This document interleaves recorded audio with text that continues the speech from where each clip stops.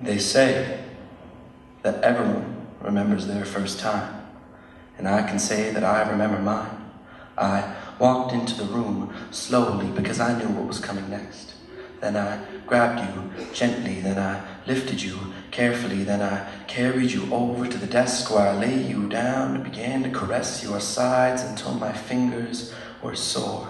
And I knew that was my cue to go all in, and although I know that nobody is perfect, just for a moment, we were, and we made magic as I would push, but not too hard, as every push was a pillow folded over from the cold side to the warm instead.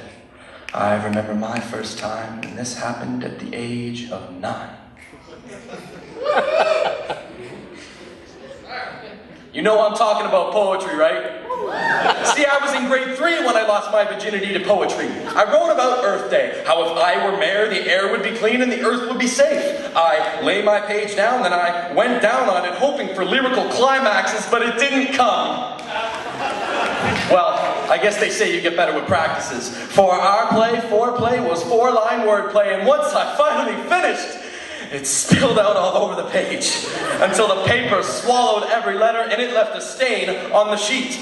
And this wasn't my last time around the old hole punch sheets. And it defeats the purpose to try and deny it, so I guess what I am here for is for me to admit that I am a poetry whore. I am the nymphomaniac of linguistic brainiacs. I am the gigolo of haiku, the escort of spoken word, the prostitute of sonnets, and I love me a dirty limerick. As I coax the words into my head and I write them down as I wish them to be read, and I make every single stroke of my pencil count, though I do make mistakes, and I guess that's why it has a rubber. I rub one out, massaging my temples until it feels sublime, like every time I hear a rhyme, I feel fine, even if it's another poet's line, because that puts ink in my pen, and I'm no longer on that lonely island.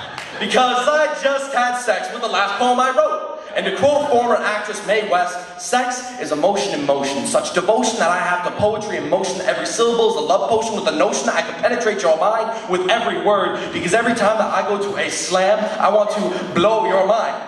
And this obsession has become so large that I even want to bet the simplest poem that has ever been said. Roses are red, violets are blue. Poets and poems turn me on. Now how about you?